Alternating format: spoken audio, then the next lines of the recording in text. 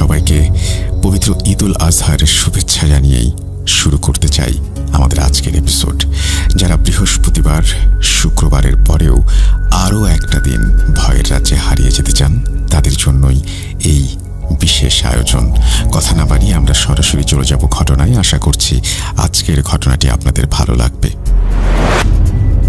আসসালামু আলাইকুম, আমি আয়মান। আবার লেখা শুরু করলাম কেরানীগঞ্জ থেকে। পবিত্র কোরআন হিফজ সম্পন্ন করে এক নতুন জীবনের সন্ধানে মাদারীপুরের কালকিনির পথে পা বাড়ালাম। গন্তব্য ছিল হিফজ শুনানির মজলিস। সেখানে পৌঁছানোর পর আল্লাহর অসীম কৃপায় অপ্রত্যাশিতভাবে একটি মসজিদে ইমামতির সুযোগও জুটে গেল। মাদ্রাসার ভেতরের সেই বিভীষিকাময় অধ্যায় পেরিয়ে ভেবেছিলাম এবার হয়তো কিছুটা শান্তির দেখা পাব, কিন্তু নিয়তি হয়তো অন্য কিছু লিখে রেখেছিল।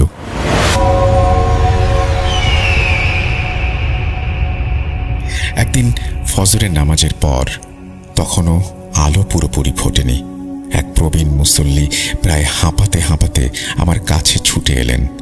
তার চোখ মুখে গভীর উদ্বেগ আর অসহায়ত্ব। মিনতি ভরা কণ্ঠে বললেন, হুজুর, দয়া করে একটু আমাদের বাড়িতে চলুন। তার ব্যাকুলতা দেখে আমি কিছুটা অবাক হলাম। জিজ্ঞেস করলাম, কেন চাচা, কোনো সমস্যা? চাচা এক গভীর দীর্ঘশ্বাস ফেলে বললেন, আর বলো না বাবা, আমার নাতনিটা গত 10-15 দিন ধরে বড়ই কষ্টে আছে। কত ডাক্তার, কত কবিরাজ, কত বড় বড় হুজুর দেখালাম, কিছুতেই কিছু হলো না। তারা যখন আসেন, মেয়েটা একদম সুস্থ হয়ে যায়। তাবিজ কবজ দেয়া শেষ হলেই আবার সেই আগের মতো যন্ত্রণায় ছটফট করতে থাকে। তাই সব দ্বিধা আর লজ্জা সরিয়ে তোমার কাছে ছুটে এসেছি বাবা। চাচার কথা শুনে আমি স্তম্ভিত হয়ে গেলাম। আমার আধ্যাত্মিক জগতের অভিজ্ঞতা তো একেবারেই ব্যক্তিগত, গোপনীয়। তিনি কি করে আঁচ করলেন যে আমি এই ধরনের কিছু করতে পারি? কবিরাজি, তাবিজ কবজ তো আমার তেমন পছন্দের বিষয়ও নয়। তাই খানিকটা নিজেকে গুটিয়ে নিয়ে এড়িয়ে যাওয়ার ভঙ্গিতে বললাম, চাচা, যেখানে এত অভিজ্ঞ ডাক্তার, কবিরাজ আর নামি দামি হুজুররা কিছু করতে পারেননি, সেখানে আমার মতো কোনো সাধারণ কিশোর আপনার কি সাহায্য করতে পারবে? কিন্তু চাচা নাছোড়বান্দা, তার চোখ মুখে দৃঢ় বিশ্বাস। তিনি আরও বিস্ময়কর কথা বললেন, বাবা, তুমি সাধারণ কেউ নও, তা আমরা সবাই জানি। আমার বিস্ময় আরও বাড়ল। সবাই জানেন? এর মানে কি? আপনারা আমার মধ্যে এমন কি দেখেছেন? তখন চাচা মুখ খুললেন। তার কথায় এলাকার এক অজানা অধ্যায় উন্মোচিত হল। তুমি হয়তো জানো না, এই মসজিদে বেশিরভাগ মুসল্লিই এলাকার প্রভাবশালী এমপি চেয়ারম্যানদের লোক। তারা নিজেদের খেয়াল খুশি মতো মসজিদ চালান। আমি গত 25 বছর ধরে এই মসজিদে নামাজ পড়ছি। এমন কোনো শুক্রবার যায়নি যেদিন টাকা তোলা, নাম লেখা আর হুজুরদের বয়ান নিয়ে মসজিদে হট্টগোল হয়নি। কিন্তু তুমি আসার পর থেকে এই সমস্যাগুলো এমন নিখুঁতভাবে সামলেছ যা আগে কেউ পারেনি। আমি বললাম, শুধু এসব গুণ থাকলেই তো কেউ অতি প্রাকৃতিক কিছু করতে পারে না চাচা। তিনি প্রত্যুত্তরে যা বললেন তা আমার কল্পনার বাইরে ছিল। দৃঢ় স্বরে বললেন, হ্যাঁ, আমরাও তাই ভাবতাম যেদিন না তোমাকে মসজিদে রাতে ঘুমোতে দেখেছি। আমার কপালে চিন্তার ভাঁজ পড়ল। মসজিদে ঘুমানোতে আবার সমস্যা কিসের? চাচা বললেন, তুমি কি অন্য এলাকা থেকে এসেছ?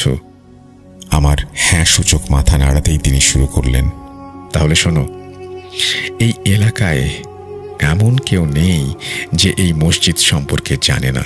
প্রায় 25 বছর আগে 2 ভাই একসঙ্গে চেয়ারম্যান পদে দাঁড়িয়েছিল। ভোটের ঠিক আগের দিন রাতে এক ভাইকে রহস্যজনকভাবে খুন করা হয়। তাকে এই মসজিদের জমিতেই কবর দেয়া হয়েছিল। তখন থেকেই রাতের বেলা এই কবরের আশেপাশে অদ্ভুত ভয়ঙ্কর সব কাণ্ড ঘটতে শুরু করে, যা এলাকার মানুষের রাতের ঘুম কেড়ে নেয়। তৎকালীন চেয়ারম্যানের নির্দেশে কবরের আশেপাশে রুকাইয়া করে এখানে মসজিদ নির্মাণ করা হয়, এই ভেবে যে হয়তো সমস্যার সমাধান হবে। কিন্তু কিছুতেই কিছু বদলায় না, বরং এই মসজিদটি রাতের বেলায় যেন এক অশরীরী শক্তির দখলে চলে যায়। তিনি 2 বছর আগে এক ভয়ঙ্কর রাতের কথা শোনালেন। বছর দুয়েক আগের কথা। আমরা 5 থেকে 7 জন মুসল্লি এখানে এসে ইতেকাফে বসেছিলাম। রাত তখন খুব বেশি নয়, 11টা কিংবা 11:30 হবে। হঠাৎ এক অদৃশ্য শক্তি আমাদের 7 জনকেই টেনে হিঁচড়ে মসজিদের ছাদে ছুঁড়ে মারল। এরপর যা দেখলাম তাতে আমাদের ভয়ে জান পাখি উড়ে যাওয়া জোগাড়। একটি রক্তমাখা ছুরি হাতে, সারা শরীর বিষধর সাপে জড়ানো, দেহ থেকে মাথা আলাদা এক বিভৎস মূর্তি। তার চোখে মুখে পচা মাংসের থেকে অজস্র পোকা কিলবিল করছিল, আর সেগুলো খোলসের মধ্যে ঝরে পড়ছিল। আমরা ভয়ে আল্লাহ আল্লাহ করতে করতে কোনো মতে ছুটে মসজিদের ভেতরে আশ্রয় নিলাম, কিন্তু তাতেও শেষ রক্ষা হলো না। আবারও সেই শক্তি আমাদের টেনে হিঁচড়ে ছাদে নিয়ে আছড়ে ফেলল। আমরা সবাই বুঝলাম এখানে আর এক মুহূর্ত থাকা সম্ভব না।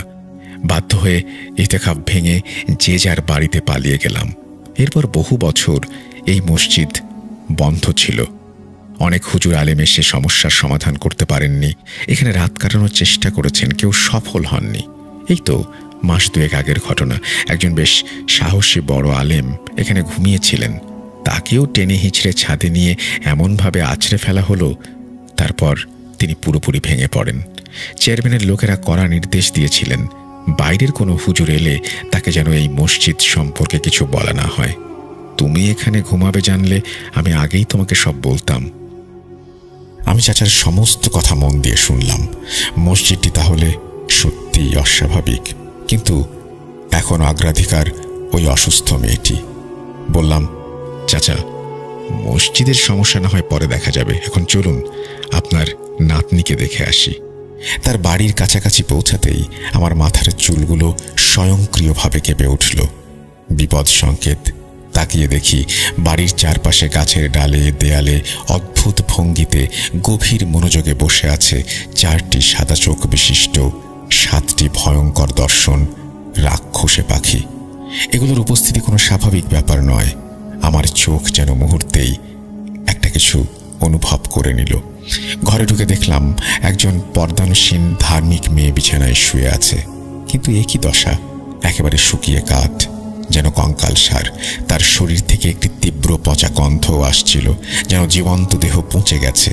তার বাবা কাঁদতে কাঁদতে আমার পাশে এসে বসে, ভগ্ন কণ্ঠে বলে, হুজুর, এসএসসি পরীক্ষার আগ পর্যন্ত আমার মেয়েটি একদম স্বাভাবিক ছিল। তারপর একদিন সকল ছাত্রছাত্রীরা মিলে একসাথে ঘুরতে যায়। ফিরে আসার কয়েকদিন পর থেকেই তার অস্বাভাবিক আচরণ শুরু হয়। সারাক্ষণ এমনভাবে ছটফট করে যেন কেউ ধারালো ছুরি দিয়ে তার শরীর কাটছে। কি হয়েছে, কেন হচ্ছে, কিছুই বুঝতে পারছি না। আমি চোখ বন্ধ করে ঘটনার গভীরে যাওয়ার চেষ্টা করলাম। অতীন্দ্রিয় উপলব্ধি আমার কাছে সব পরিষ্কার হয়ে গেল। ঘটনাটি আসলে শুরু হয়েছিল একটি নোংরা কুনজর থেকে। হাই স্কুলে পড়ার সময় একটি ছেলে মেয়েটিকে ভালোবাসত, যদিও সেটাকে ভালোবাসা না বলে কুনজর বলাই ভালো। শিক্ষা সফরে গিয়ে ছেলেটি তাকে প্রেমের প্রস্তাব দেয়, কিন্তু মেয়েটি ধার্মিক হওয়ায় তাকে প্রত্যাখ্যান করে। ইসলাম যা সমর্থন করে না তা সে কোনোভাবেই করতে পারবে না। কয়েকবার প্রত্যাখ্যাত হওয়ার পর ছেলেটি রাগে ক্ষিপ্ত হয়ে ওঠে এবং মনে মনে প্রতিজ্ঞা করে, ও যদি আমার না হয় তাহলে কারোরই হতে দেব না। সে এক কুখ্যাত কবিরাজের শরণাপন্ন হয় এবং মেয়েটিকে কালো জাদুর মাধ্যমে বশীকরণ ও সম্মোহিত করার তাবিজ করে। কিন্তু মেয়েটি ধার্মিক এবং আল্লাহর বিশেষ রহমত তার আধ্যাত্মিক সুরক্ষা থাকায় সেই জাদুর কোনো প্রভাব তার উপরে পড়েনি। তখন ছেলেটি কবিরাজকে নির্দেশ দেয় মেয়েটিকে যেন মরণ বাণ মারা হয়। এর জন্য মেয়েটির ব্যবহৃত জিনিসপত্রের প্রয়োজন ছিল। সেই ধূর্ত কবিরাজ তার দুষ্ট জিনদের মাধ্যমে মেয়েটির ব্যবহৃত একটি ব্লেড চুরি করে নিয়ে আসে এবং তাতে ভয়ানক জাদু করে সেটি চালান করে দেয়। উদ্দেশ্য ছিল ব্লেডটি ধীরে ধীরে মেয়েটিকে কাটতে থাকবে, একসময় মেয়েটি মারা যাবে। আমি যখন মেয়েটিকে দেখলাম তখন তার অবস্থা খুবই করুণ ছিল। আর কিছুক্ষণ জাদু চললে হয়তো সে মারাও যেত। সেই পচা গন্ধ আসলে জাদুকৃত শরীরের পচন প্রক্রিয়ার লক্ষণ ছিল। প্রথমে তাকে বাঁচাতে হবে, তারপর সেই জাদু নষ্ট করার পালা। একটি সম্ভাব্য সমাধান মাথায় এলো। 4টি নীলচে চুল তার কোমরে বেঁধে দেয়া হলো, কিন্তু এতে ভবিষ্যতে কোনো ফিতনার আশঙ্কা থাকতে পারে। বিশেষ করে চোখ ধোয়া পানি দিয়ে তাকে গোসল করাতে বললাম। গোসল করানোর পর আমি পূর্ণ বিশ্বাসের সাথে বললাম, আপনার মেয়ে ধীরে ধীরে সুস্থ হয়ে উঠবে ইনশাআল্লাহ। কিন্তু বিপদ তখনও কাটেনি। সেই কালো জাদু সম্পূর্ণভাবে ধ্বংস করার জন্য 7 ফোঁটা তাজা রক্তের প্রয়োজন ছিল, সেই জাদুর উপকরণে ঢালার জন্য। মেয়েটির বাবা মা নিজেদের রক্ত দিতে উদ্যত হলে আমি তাদের থামিয়ে বললাম, আপনারা রক্ত দেবেন কেন? যে নিকৃষ্ট লোকগুলো এই জঘন্য কাজ করেছে তাদের রক্ত দিয়েই আমি এই জাদু নষ্ট করব ইনশাআল্লাহ। মেয়েটির নানা এবং বাবাকে সেই জঘন্য কবিরাজের ঠিকানা দিয়ে বললাম, অমুক জায়গায় গিয়ে অমুক ঠিকানায় ওই কবিরাজকে পাবেন। তার আসনের নিচে একটি ব্লেড পাবেন, সেটি জাদু করা ব্লেড। সেই ব্লেডে কবিরাজের 4 ফোঁটা রক্ত আর ওই ছেলেটির 3 ফোঁটা তাজা রক্ত হাত কেটে ঢেলে দিতে বলবেন। যদি রাজি না হয় তাহলে বলবেন আমি তার জিনদের দিয়েই তাকে শেষ করে দেব। আমার বিশ্বাস ছিল এই হুমকি কাজ করবে। তারা নির্দেশ মতো নির্দিষ্ট জায়গায় গিয়ে সেই কুখ্যাত কবিরাজ এবং জাদুকরা ব্লেডটি খুঁজে পেলেন। আমার নাম এবং জিনদের ভয় দেখিয়ে হুমকি দেওয়ার পর ভয় সেই প্রতারক কবিরাজও করেছিল। ব্লেডে 7 ফোঁটা রক্ত ঢালার সঙ্গে সঙ্গেই মেয়েটির ওপর করা সেই মরণবান জাদু নিমেষেই উধাও হয়ে গেল। মেয়েটি ধীরে ধীরে সুস্থ হয়ে উঠল। আসলে ধূর্ত কবিরাজ বাড়ির আশেপাশে 7টি দুষ্টু জিন পাহারায় রেখেছিল, যাতে কেউ মেয়েটির চিকিৎসা করতে এলেই সে আগে থেকেই খবর পেয়ে যায়, তার জাদু সাময়িকভাবে বন্ধ করে দিতে পারে, ফলে কেউ যেন আসল সমস্যাটা ধরতে না পারে এবং জাদুর রহস্য উন্মোচিত না হয়। আমি বাড়িতে ঢোকার আগেই আমার তীক্ষ্ণ দৃষ্টি শক্তির মাধ্যমে সেই 6টি জিনকে কাবু করে ফেলেছিলাম। কিন্তু একটি দুষ্টু জিন পালিয়ে গিয়ে সেই শয়তান কবিরাজকে আমার আগমনের খবর দেয়। সে আমার সাথেও তার চালাকি শুরু করে, জাদু স্থগিত করে যাতে আমি বিভ্রান্ত হই। কিন্তু আমার তীক্ষ্ণ দৃষ্টির ক্ষমতার কারণে আমি রহস্য ধরে ফেলেছিলাম। মেয়েটির সমস্যার সমাধান করার পর চাচাকে বললাম, চাচা, আল্লাহর রহমতে আপনার নাতনি এখন পুরোপুরি সুস্থ, কিন্তু এখনো একটা কাজ বাকি আছে, আমার সাথে চলুন। মসজিদে গিয়ে চোখ বন্ধ করতেই যেন সব জলের মতো পরিষ্কার হয়ে গেল। 25 বছর ধরে যে অদৃশ্য শক্তিটা গ্রামবাসীকে জ্বালাতন করছিল, ছাদে টেনে হিঁচড়ে আছড়ে ফেলছিল, সে আসলে খুন হওয়া সেই হতভাগ্য ব্যক্তিরই কারিন জিন। লোকটি নামাজি হওয়ায় তার কারিন জিনের মসজিদে প্রবেশে কোনো বাধা ছিল না। সমস্যা হয়েছিল লাশ দাফনের সময়। কারিন জিনকে দাফন করার যে বিশেষ দোয়া, সেটি ভুলবশত অথবা অজ্ঞাতবশত পড়া হয়নি। এই কারণেই সে মুক্ত অবস্থায় কবরের আশেপাশে উপদ্রব চালাচ্ছিল। সমস্যাটা অনেক পুরনো হওয়ায় পরবর্তীতে হুজুররা পুনরায় জানাজা পড়ে দোয়া করার পরও গ্রামের মানুষ তার উপদ্রব থেকে মুক্তি পায়নি। এর একটা স্থায়ী সমাধান দরকার। নীলচে কালো চুল এমনিতেই আত্মরক্ষার জন্য সেরা, তার সাথে যদি কোরআন তেলাওয়াত যোগ করা হয় তখন তা হয়ে যায় এক অক্ষয় ও অপ্রতিরোধ্য আত্মরক্ষার ব্যবস্থা। তাই আমি আমার 3টি নীলচে চুল উপড়ে তাতে কোরআন শরীফের বিশেষ আয়াত তেলাওয়াত করতে করতে প্রত্যেকটিতে 3টি করে গিঁট দিলাম। তারপর চাচাকে বললাম, এই চুলগুলো একটি সবুজ রঙের তসবির সাথে বেঁধে মসজিদের মিনারের সাথে এমনভাবে ঝুলিয়ে দিন যেন সহজে কারো নজরে না আসে। আমি নিশ্চয়তা দিয়ে বললাম, কোনো রকমের নজরদারির প্রয়োজন নেই। আল্লাহর হুকুমে এই চুল আর তসবি যতদিন এখানে ঝুলবে, যতই ঝড় তুফান আসুক, ইনশাআল্লাহ এই তসবি বিন্দু পরিমাণও নড়বে না এবং মসজিদেরও সমস্যা স্থায়ীভাবে সমাধান হয়ে যাবে। আমার কথা শুনে চাচার মুখে স্বস্তির হাসি ফুটে উঠল। তিনি ধন্যবাদ জানালেন। আমি সেই অস্বাভাবিক কবরের রহস্য আর অসুস্থ মেয়ের মরণবান জাদুর সমাধান করে সবার কাছে বিদায় নিয়ে যশোরের পথে যাত্রা শুরু করলাম।